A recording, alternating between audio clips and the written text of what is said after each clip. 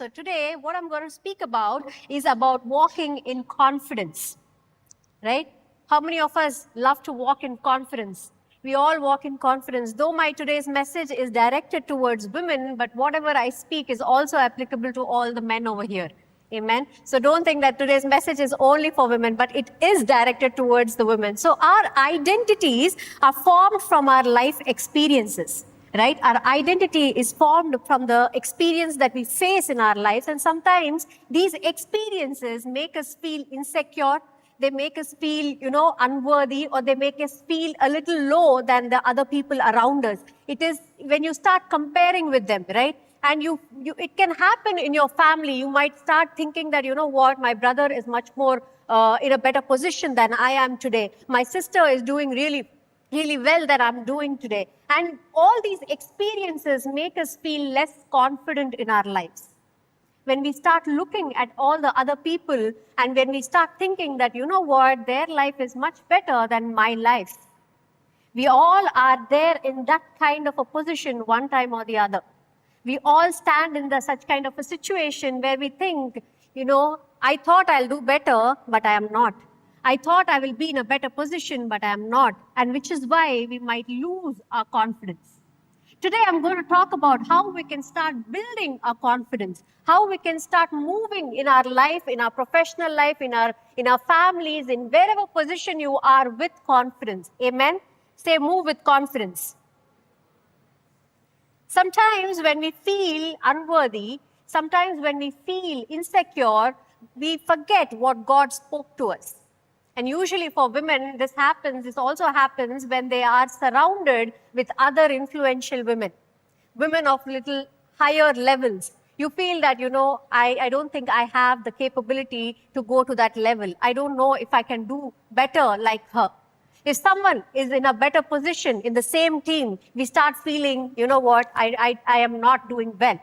I'm not confident enough. And slowly you will be reducing your confidence in your life. But today I want you to tell you this. We can change our behavior by changing in what we believe. Amen. You can change your behavior by changing in what you believe. And when you believe in yourself, things start moving. When you believe in yourself, things start changing. Whatever you believe can either build you or break you. What are you believing in today? Are you believing that you are not enough, or are you believing that you are enough and you can achieve great heights? That is the simple difference that I'm going to talk about today. What are you believing in? Tell your neighbor, what do you believe in? Whatever you believe in can either build you or break you. Amen. Sometimes people show up and speak to you, and knowingly or unknowingly, they say some things which might trigger something in us. You know what? They might say, you're not looking like you were before. You're not looking as beautiful as before, or you have put on a lot of weight. Or you know what? Are you still working in that company, or are you still in that level? Are you not growing? And they can be knowingly or unknowingly. They might trigger us.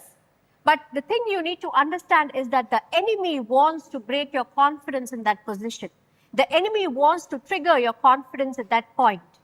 You need to understand why people are talking like that. Even if they are talking, it is in your hands, it is in your control as to what is going to build you and what is going to break you. Are you going to take those words to build you, or are you taking those words to break you?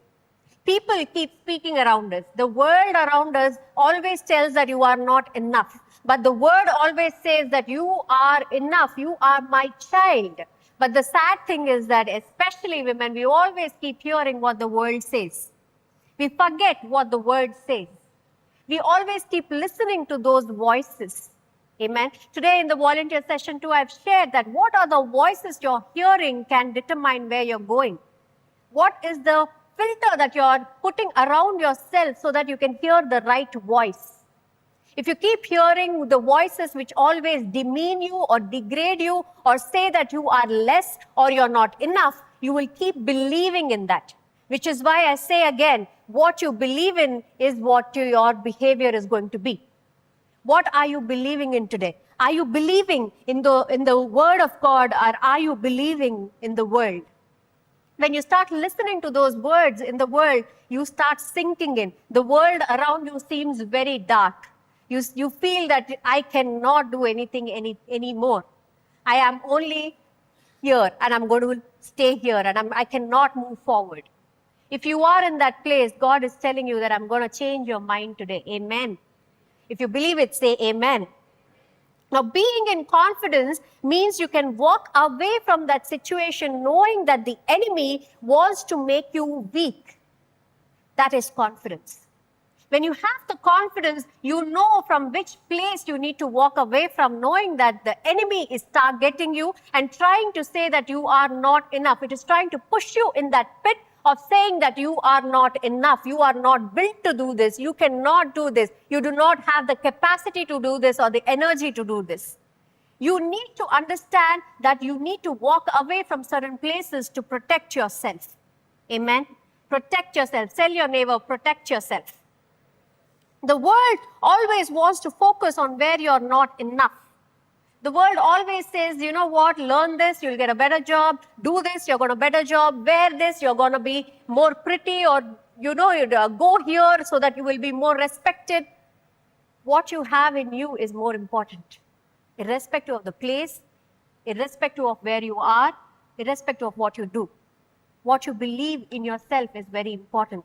Today, I see a lot of women with lesser confidence than before. I see a lot of women with the things that, with the questions surrounding their mind as to, can I do this? Am I capable of doing this? But God says that I have given you all that you need. Whatever you can become is in you. All you need to do is to start believing in that. How many of us want to be a person of impact today?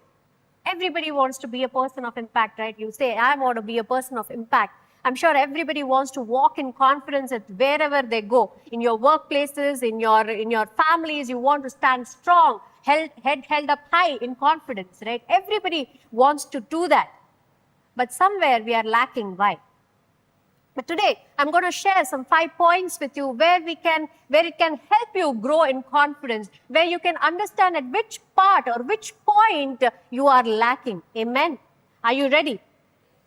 So we need to stop thinking that one fine day or one situation or one trigger, just like as they show in the movies, that one fine day you get up and you will start walking in confidence. That is not going to happen.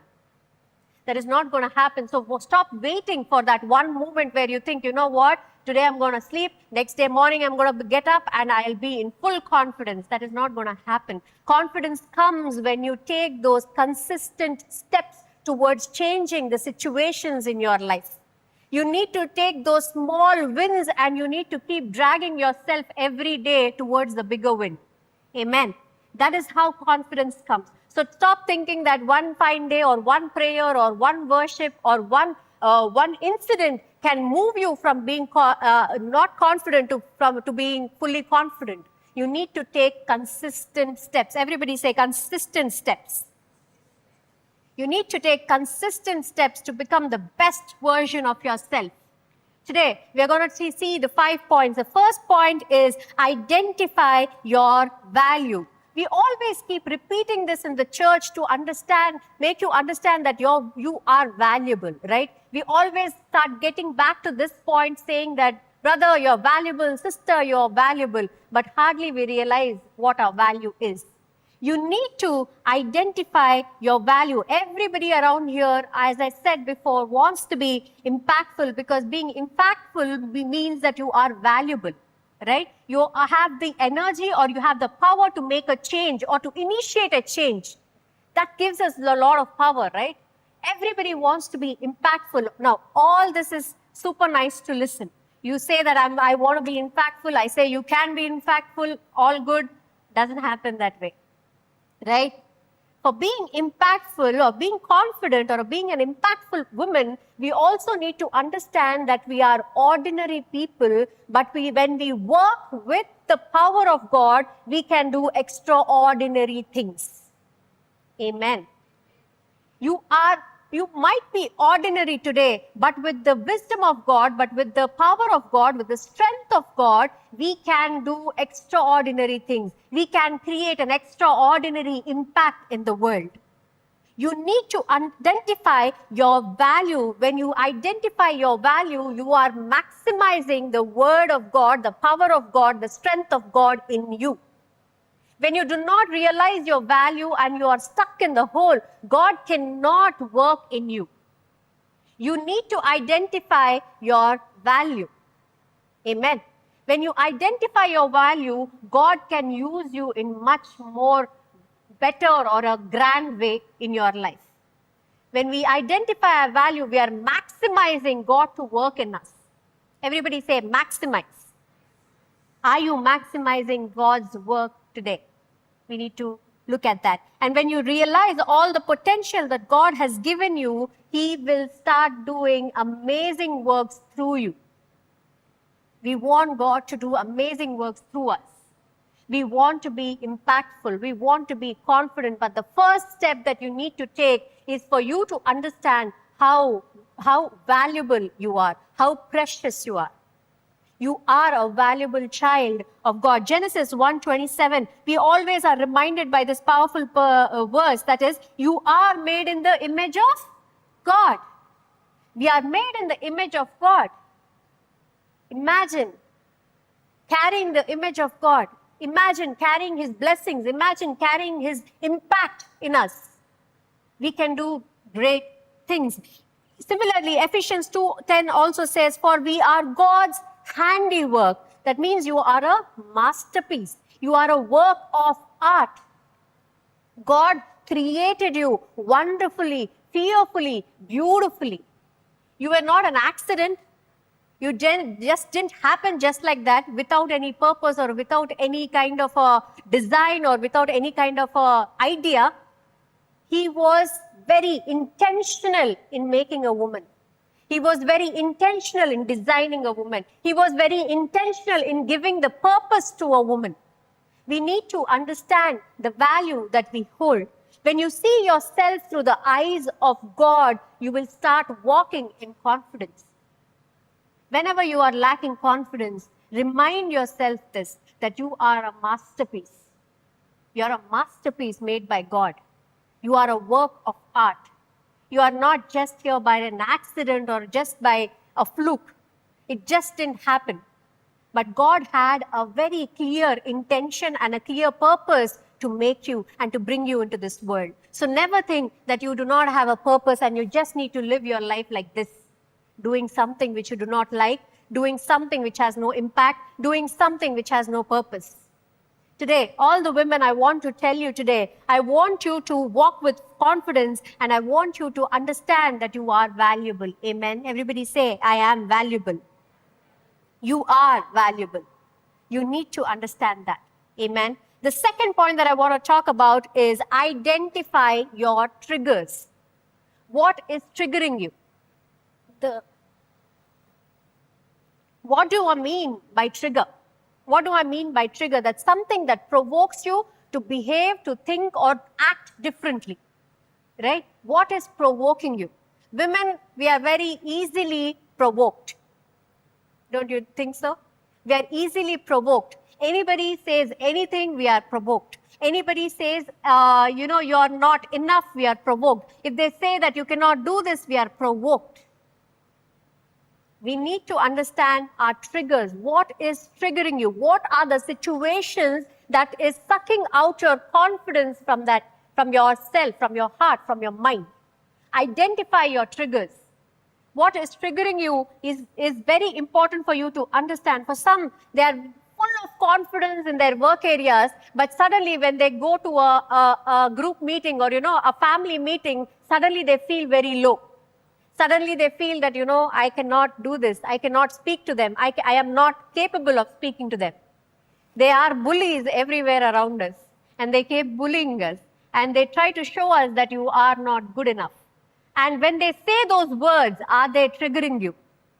Are you losing your are you getting angry, or are you losing your temper?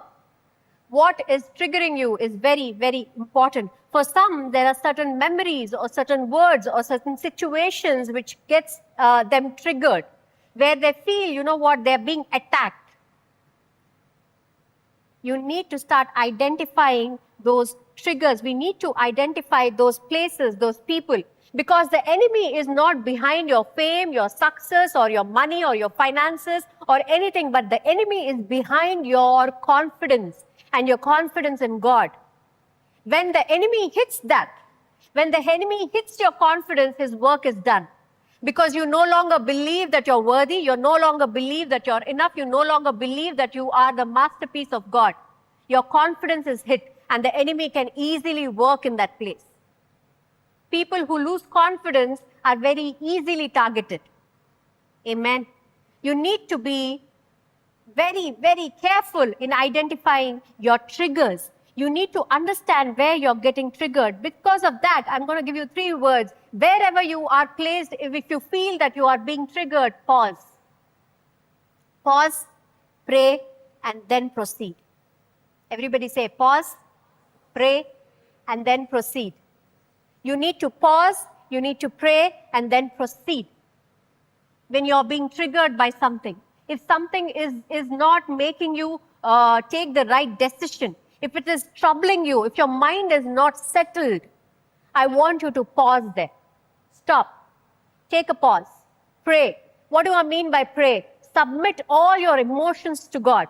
Submit all your insecurities to God. Submit all your thoughts, your anger towards God. And then you proceed, because you will start thinking in a different way. Because then you will start analyzing things in the right way.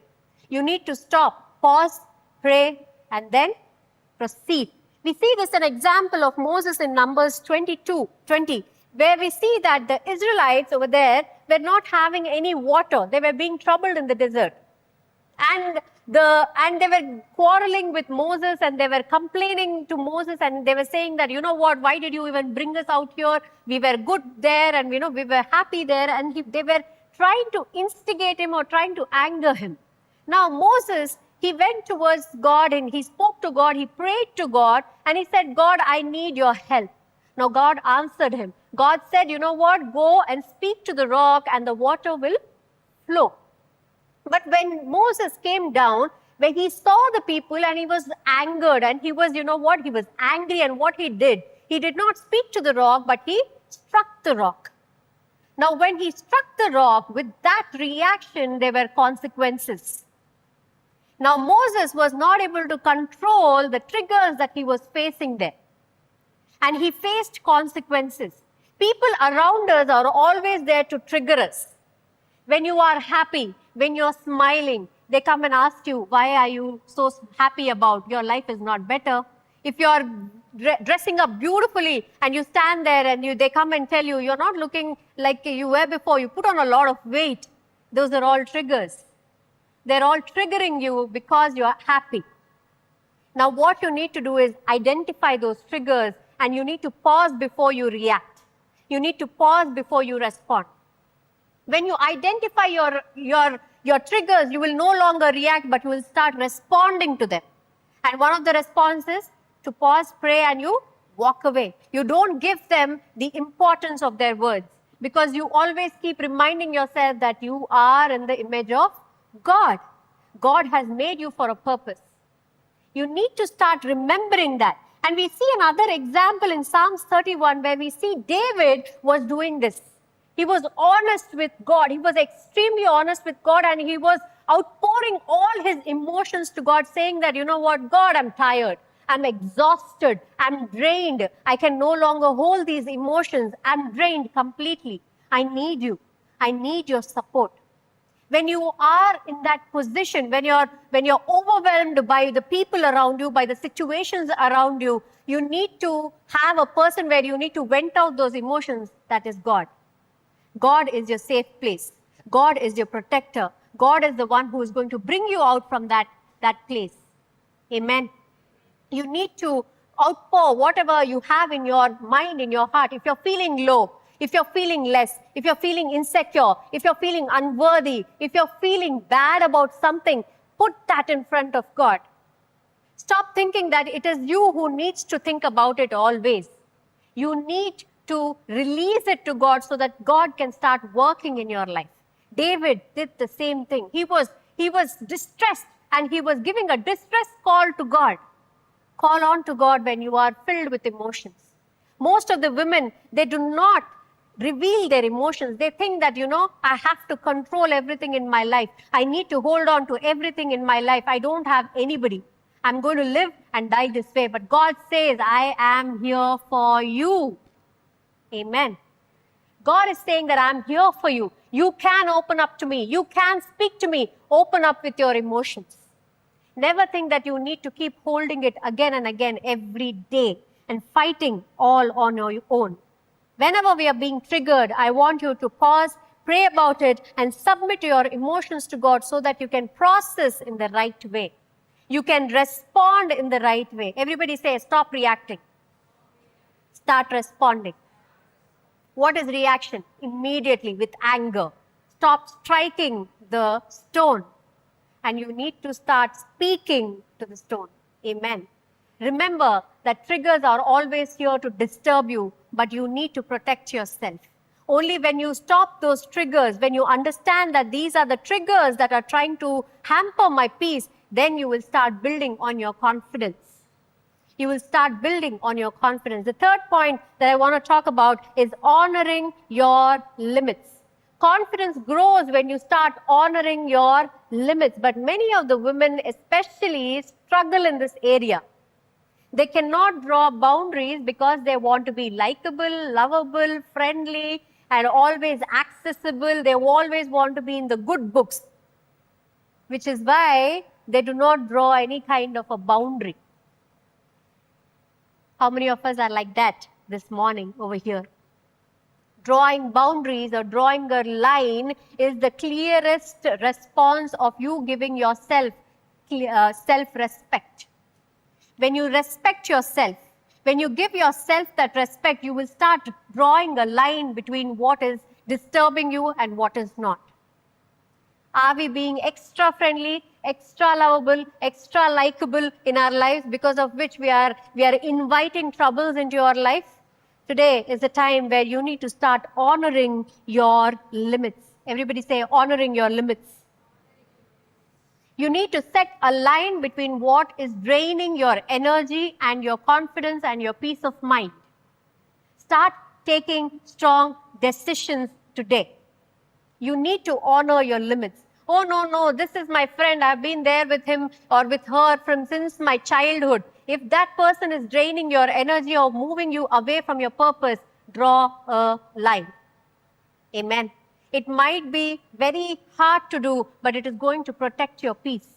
It is going to protect your calling. It is going to protect your purpose which God has given you. When you are protecting it, you can grow it. When it is open to everybody, it is going to die. You need to protect some things before it is open. Just like the baby which is in the mother's womb. If in the mother's womb, the baby is protected, it is nurtured, and it is grown. When you do not protect yourself, your heart, when you do not protect your mind, it is always open like a public park where anybody and everybody can walk in and walk out and throw the trash everywhere, and ultimately you are going to suffer. Stop being a public garden. Tell it to your neighbor, stop being a public garden. Amen. Close the doors of your mind and your heart. Boundaries, protect your heart. Proverbs 4:23 says, above all else, guard your heart, for everything you do flows from it. Everything we do flows from it, which is why God is so clearly telling us that you need to guard your heart. Guard your heart today. The fourth point that I want to talk about is wisdom. Gain wisdom, because wisdom boosts confidence. What does it do? It boosts confidence. Our lack of confidence is because of lack of wisdom. When you do not have the knowledge, when you are living in ignorance, you will always lack confidence.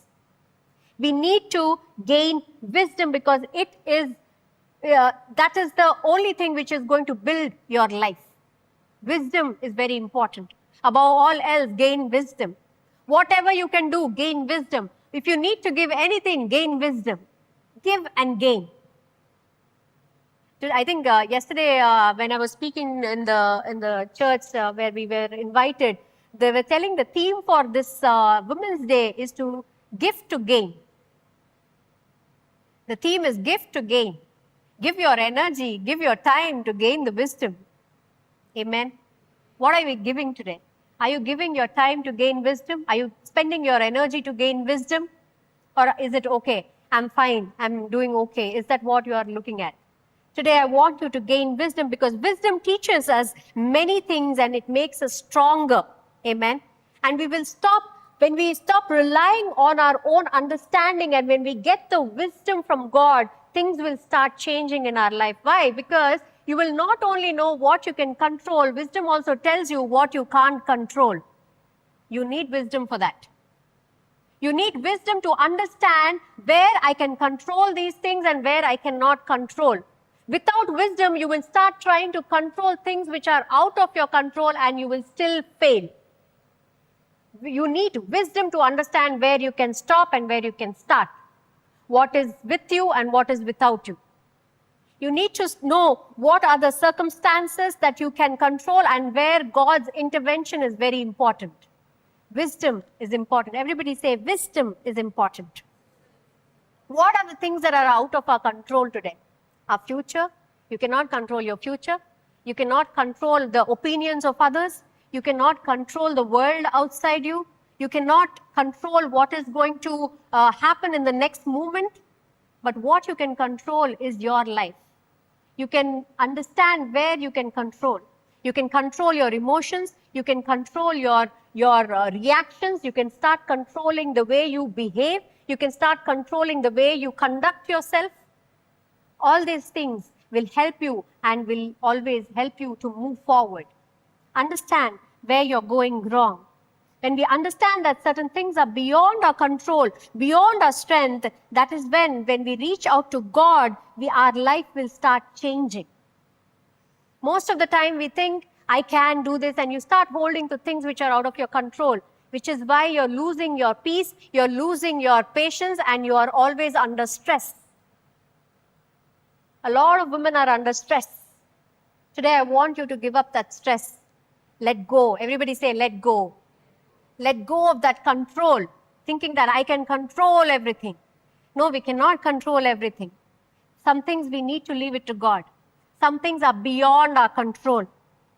Now, confidence is trusting what God can do through us and also trusting God with what is beyond us. Amen. That is confidence.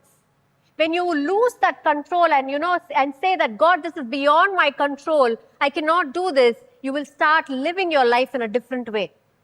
You will start losing that stress and you will start becoming a much more confident person. It is beyond our control. Stop thinking that I have to be always in the good books. I need to get all the good compliments. I need to have all the good things. It is beyond our control. What can you do? Only thing that you can do is build your life. Stop worrying about the world around you. When you stop worrying, you start living in a much more confident way. A confident woman does not need to be loud, but her wisdom gives her the authority to the words. When you are confident, you need not be loud. You need not shout. You need not scream for attention. Your words will give you the authority. Whatever you speak will be respected. How are we today? Are our words being respected? When you say something to somebody, are they respecting us? If they are not, that means that you are not able to control everything and there are certain things you need to leave it to God and only focus on yourself. Amen. The fifth and the last point that I want to talk about, and I'm going to close this, confidence grows when we see evidence. You should always remember the wins. You should always remember the wins because confidence grows when we see evidence. We need evidence. Today, when you have come to this service, when you were sitting on this chair, did you check if the chair is right or wrong or if it is going to break? No, right? You just came, you sat, and you're comfortable. Why? Because you were here before. That is the evidence. You are seeing all the other people happily and peacefully sitting on that chair comfortably. That is the evidence. What is the evidence you're looking at? Evidence will always give you much more confidence in your life. Whenever you're losing your confidence that you are doing something less or you're insecure, always see what you have done before. Always remember those wins in your life. Those wins will give you the confidence that you have. I already spoke about this. When David was fighting the Goliath, David did not have confidence on his strength or his age or on his experience. He had confidence that God has saved me from the paws of the lion and from the bear, which is why he is going to save me even today from the Philistine. He was having his confidence on God, on what he has done in his life. Today, if you're losing that confidence, if you're unable to hold that confidence in your life, I want you to look back and see what great things that God has done in your life. He must have given you a job. He must have given you a good family. He must have given you what you have prayed for. All those are wins that you need to remember when you are losing your confidence. Always see the evidence. What is that evidence in your life of God's works? Remember that. 1 Samuel 17:37, it says over here, the Lord who rescued me from the lion and the bear will rescue me from the hand of this Philistine. We see the confidence David has on God. He did not say he might or he may. He said he will. Everybody say he will. God will rescue you. God will give you the win that you're looking for. When you are losing your direction, when you're losing your way, when you're starting to feel insecure or less or not enough, remember the wins in your life. Remember those things that God has done in your life. Those small prayers that were answered. Those small things, those small blessings that came your way. Those small compliments that you got.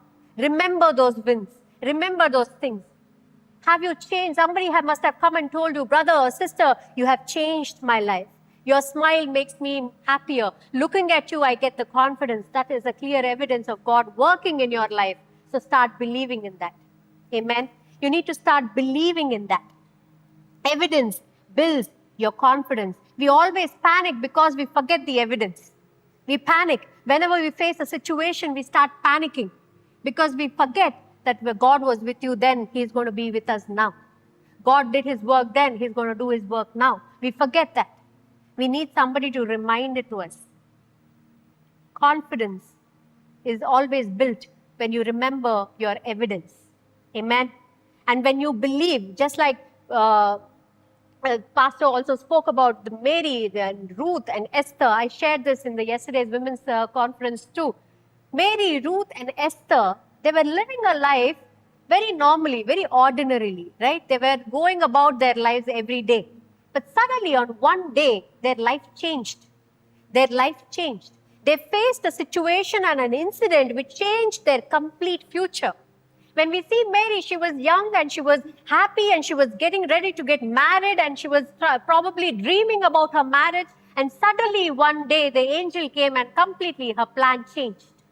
When we see Esther, also she was in a certain process that was going on with her, and suddenly she had this huge responsibility which has been put on her that she has to save her people. Her entire thought process changed. When we see Ruth, she was also living a beautiful life with her husband, and she must have dreamt so many things in her life. And suddenly she lost him. She had to move from her place. She has to move to a different area.